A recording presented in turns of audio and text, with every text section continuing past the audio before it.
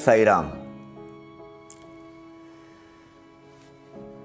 बाबा के मुंह से निकले हुए अमृतवाणी कभी असत्य नहीं होती है। वो अपना असर, अपना पवित्र जो वचन है वो खरा कर ही देती है। ऐसी ही एक लीला साई सच्चरित में आई हुई है, और वो जिस महिला के बारे में हुई है उसका नाम था सौभाग्यवती गंगूबाई औरंगाबादकर।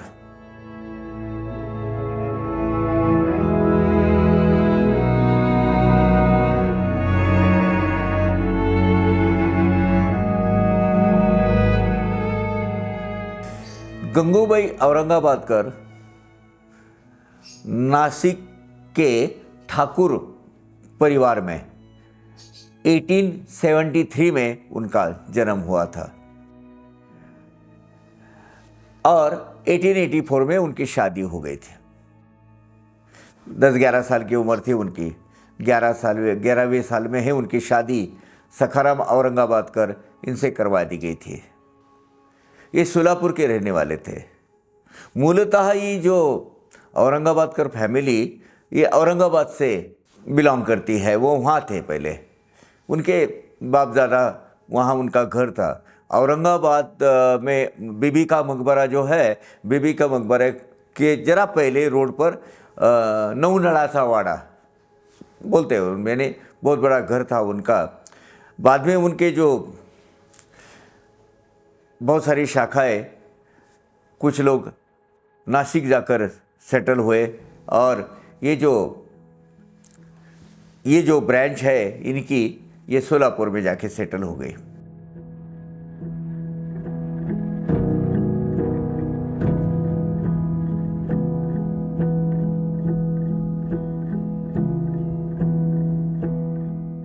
गंगूबाई के पति का नाम सखाराम औरंगाबादकर, और ये सखाराम औरंगाबादकर उस वक्त सोलापुर शहर के, आज के डेट में जो महापौर बोलते हैं ना, नगर सेठ, वैसे नगर सेठ थे।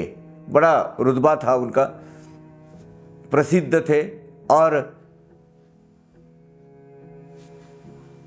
प्रतिष्ठित ऐसे व्यावसायिक भी थे।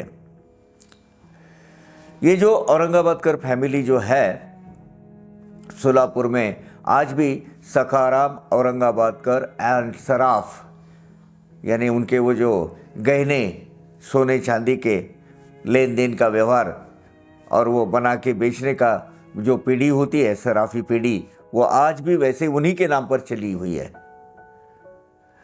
वो सखाराम औरंगाबादकर जो है ये उन्होंने वो व्यवसाय चालू कर दिया था।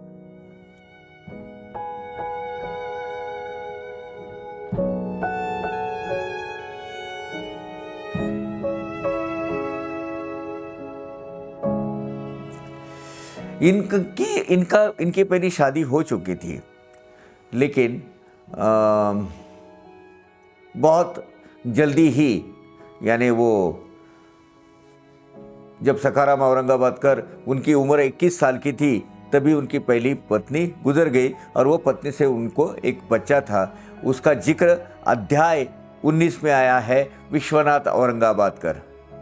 बहुत ही सुरीला आवाज़ उसका था और एक तारी और वो चिपलियाँ वो बजाते थे। वो जो 19वें अध्याय में एक भजन आया है, अंदर रामा बाहर रामा, है ना, जहाँ देखूँ वहाँ पूरन कामा। बहुत ही सुरीली आवाज़ से वो गाते रहते थे शिरडी में जब भी आते थे। इसका उल्लेख 19वें अध्याय में है, वही वो विश्वनाथ। अब ये जो पहली पत्नी के देहांत होने के बाद उन्होंने दूसरी पत्नी के साथ 1884 में उन्होंने दूसरा विवाह रचाया। अब जब वो विवाह था तब गंगूबाई 11 साल की थी सिर्फ, बहुत ही छोटी उम्र में, बड़ी रूपवान सौंदर्यवती थी।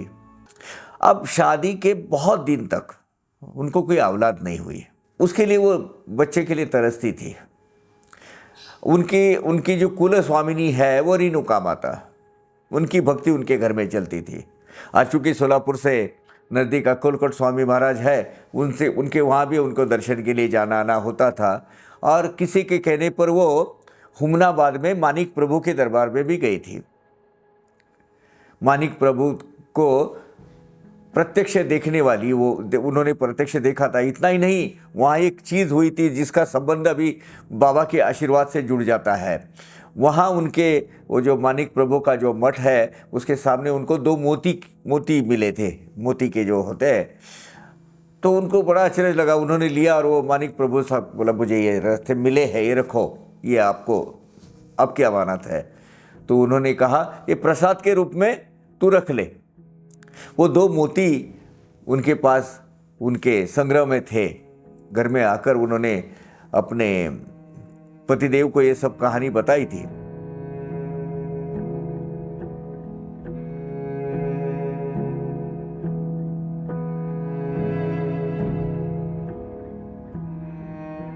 अब साईं बाबा की कीर्ति दिन ब दिन बढ़ते जा रही थी। दासगणु महाराज समूचे महाराष्ट्र में कीर्तन के जरिए बाबा की प्रचार करते थे। बाबा का गुणगान गाकर उनकी स्तुति पर रचना कर गाते थे और सबको सुनाते थे। और इतना ही नहीं, दासगणु जब कीर्तन को खड़े रहते थे तो बाबा की एक तस्वीर सामने रख देते थे, अपनी सदगुरु की तस्वीर करके, अपने भगवान की तस्वीर। तो उसके लिए बाबा के नाम का प्रचार बहुत बड़ी तेज़ी से हुआ। और सोलापुर में जब ये दासगणु महाराज जी का कीर्तन हुआ महाराज का, तब ये दोनों पति पत्नी ने वो देखा था। अब बार बार बाबा का नाम उनके कान पर आने के बाद गंगूबाई औरंगाबादकर को लगा कि हमें बाबा के दर्शन को जाना चाहिए। अब वो कारोबार इतना बड़ा था, सराफी का सकाराम औरंगाबादकर तो आ नहीं पाते थे। तो फिर उन्होंने अपना ये जो सौतेला लड़का है बड़ा विश्वनाथ, अब वो भी काफ़ी उम्र हो गई थी उसकी, 17-18 साल का था, उसकी भी शादी हो चुकी थी। उसको लेकर वो शिरडी आए। अब शिरडी आई, बाबा के दर्शन दिए 2-4, लेकिन अपने दिल की बात, अपनी मन की बात बाबा तक कैसे पहुंचाए। खासकर अपना ब्याहता लड़का, जिसका ब्याह हुआ है और समझदार हो गया हो, ऐसा लड़का साथ में है और आजू बाजू में, बाबा के आजू बाजू में तो भीड़ ही भीड़ लगी रहती थी। अब अपने दिल की बात कैसे बोले कि मुझे भी कुछ औलाद होनी चाहिए, कुछ संतान प्राप्ति होनी चाहिए। इसके लिए बाबा से उनको मन्नत मांगनी थी, आशीर्वाद लेना था। अभी कभी मौका ही नहीं मिलता था। बाबा हमेशा, बाबा के आजू बाजू में भक्तों की भीड़। तो उन्होंने अपने दिल की बात, अपना लड़का जब नहीं था तो श्यामा को बताई, माधवराव देशपांडे को।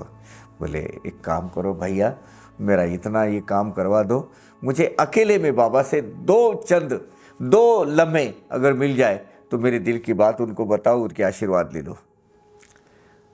तो और बोले क्या चाहिए तुझे आशीर्वाद? तो उन्होंने अपने बताई कि मुझे पुत्र संतान नहीं है, उम्र 11वें साल में मेरी शादी हो गई, आज 28-29 साल की मेरी उम्र है, कुछ ना कुछ तो संतति प्राप्त होनी चाहिए मुझे, इसके लिए मैं तरसती हूँ, दिल ब दिल में दुखी रहती हूँ, मायूस रहती हूँ। तो बोले काम कर, एक मौका मिल सकता है। दोपहर की आरती के बाद जब वो खाना अंदर दोपहर की खाते हैं भक्तों के साथ बाबा, तो बाबा हाथ धोने के लिए बाहर आते हैं और मैं उनके हाथ पर पानी धोने के लिए पानी देते रहता हूँ। तब तो क्या करना, बराबर वो मस्जिद माई के सामने जो दीवार है, दीवार पे आके खड़े रह, बैठ जाना उधर। मैं जैसे ही इशारा करूँ तो आ जाना।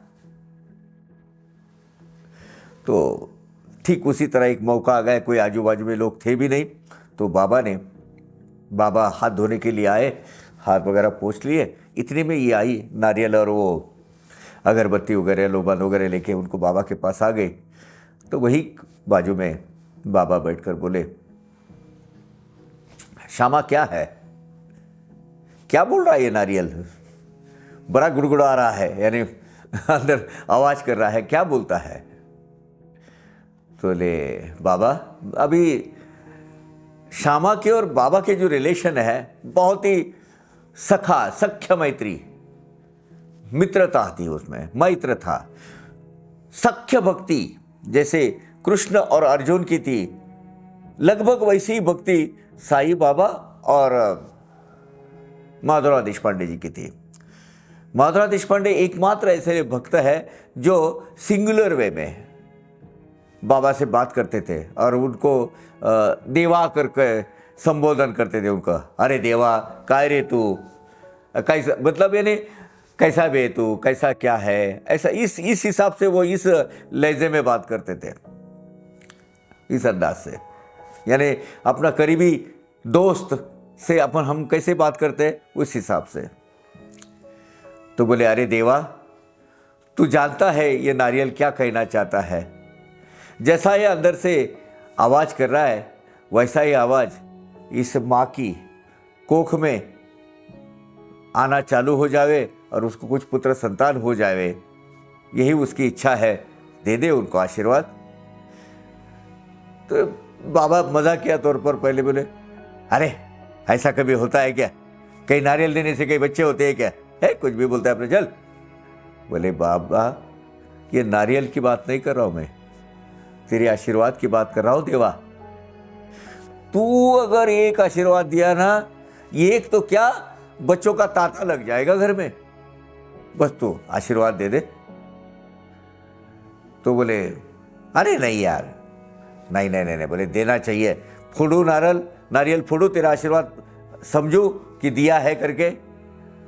तो बोले, नहीं नहीं नहीं, काय को फोड़ता है? नहीं नहीं फोड़ता हूं। ऐसे दोनों की बहस होती रही। तो बाद में बोला, अच्छा बाबा तू जिद करता है, हो जाएगा उसको बच्चा, हो जाएगा, देख बोला तेरा काम हो गया। कब होगा वो बता? कब होगा? क्या तो पीछे पड़ा है? वो देवा पहले बोल, कब होगा, कब होगा? औरत सामने खड़ी है, वो बड़ी प्रसन्न भाव से ये सब संवाद देख रही है। हो जाएगा, बोले 12 महीने के अंदर हो जाएगा। देख बोले, देवा तूने आशीर्वाद दिया है, खाली नहीं जाना चाहिए। हाँ ये नारियल है, अभी फोड़ता हूं, सोन बेचारी की इतना काम कर दे। अब अपने प्यारे भक्तों की ये जो आग्रह है, भक्तों का आग्रह, इसके ऊपर बाबा अपने भक्तों का शब्द कभी खाली नहीं जाने देते और अपना शब्द तो, अपनी जबान तो कभी खाली नहीं जाने देते। हो जाएगा बोले। श्यामा को इतना कॉन्फिडेंस था बाबा के ऊपर, मेरे बाबा कुछ भी कर सकते हैं।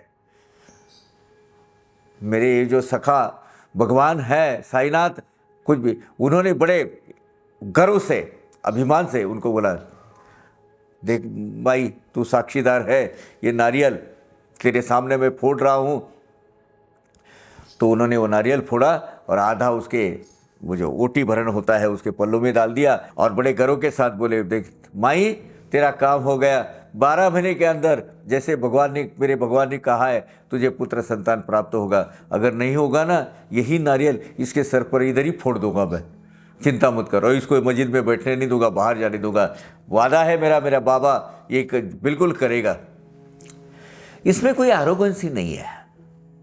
बाबा को श्यामा ने ऐसा कैसा बोला, सर के ऊपर फोड़ के तुझे मस्जिद के ऊपर से बाहर निकाल दूंगा। कुछ लोग ऐसा एक वर्षन लेते हैं, नहीं, असीम श्रद्धा, एक उच्च कोटि का विश्वास, कॉन्फिडेंस बाबा पर उनको था कि बाबा ने कहा है वो होना ही होना है। और ठीक ऐसा ही हुआ। 1 साल के अंदर, 1910 की बात है ये, 1910 में गंगूबाई औरंगाबाद कर गई थी शिरडी में और 1911 में उनका पुत्र प्राप्ति हो गई।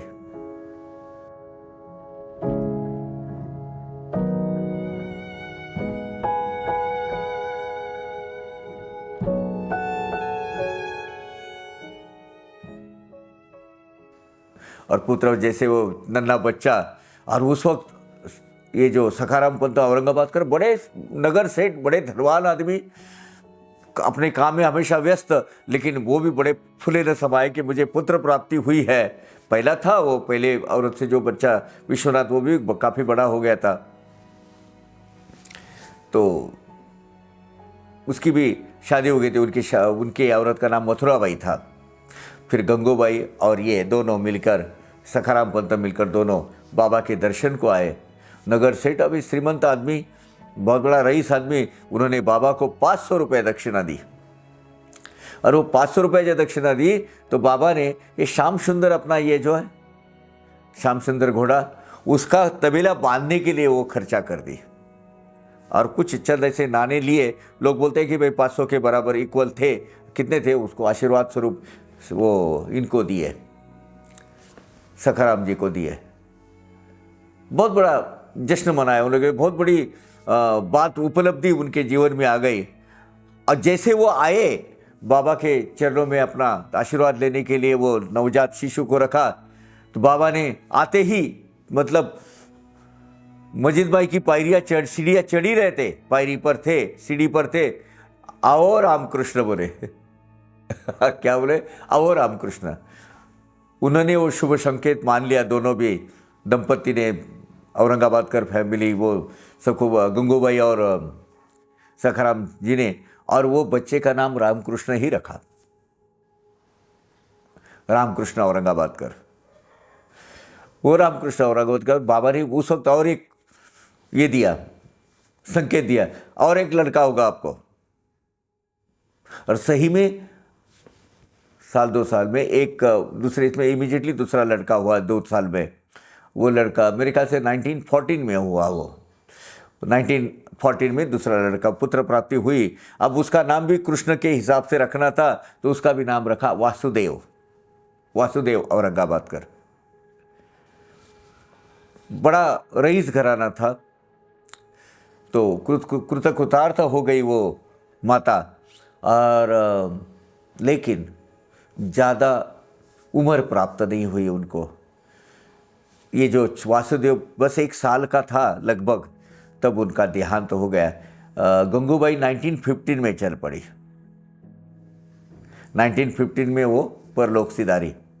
अब बच्चा छोटा था, उसकी सब परवरिश वगैरह विश्वनाथ औरंगाबादकर के पत्नी ने, धर्मपत्नी ने, मथुराबाई ने की। विश्वनाथ जी को भी ज़्यादा उम्र प्राप्त नहीं हुई, वो भी बहुत जल्दी चल बसे, बहुत कम उम्र में उनका भी देहांत हो गया। आज ये जो बाबा की कृपा से ये जो रामकृष्ण और वासुदेव, उनकी वंशवेल विस्तार काफ़ी हो चुका है। आज भी औरंगाबाद में उनके वारिस रहते हैं, वो मोहन औरंगाबादकर और बाकी के सब लोग। आज भी वो उनका पुश्तैनी जो व्यवसाय है सखाराम औरंगाबादकर जी ने शुरू किया हुआ, वो चलाते हैं।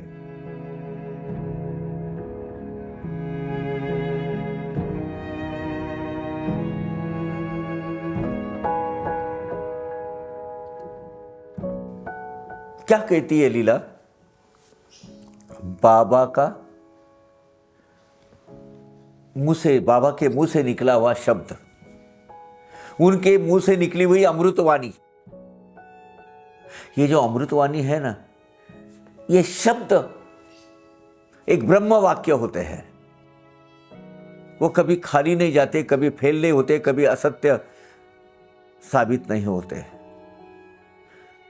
बाबा ने कहा तुझे 2 बच्चे हो गए, सही में हुए। साल भर के अंदर बच्चा होगा, सही में हुआ। ऐसे ये गंगूबाई औरंगाबादकर, जिनकी असीम श्रद्धा बाबा के चरणों में थी, और उनकी वजह से उनके पतिदेव सखाराम औरंगाबादकर सेठ, वो भी बाबा के भक्त बन गए थे। इन दोनों के स्मृतियों को, पावन स्मृतियों को सादर प्रणाम। ओम साई राम।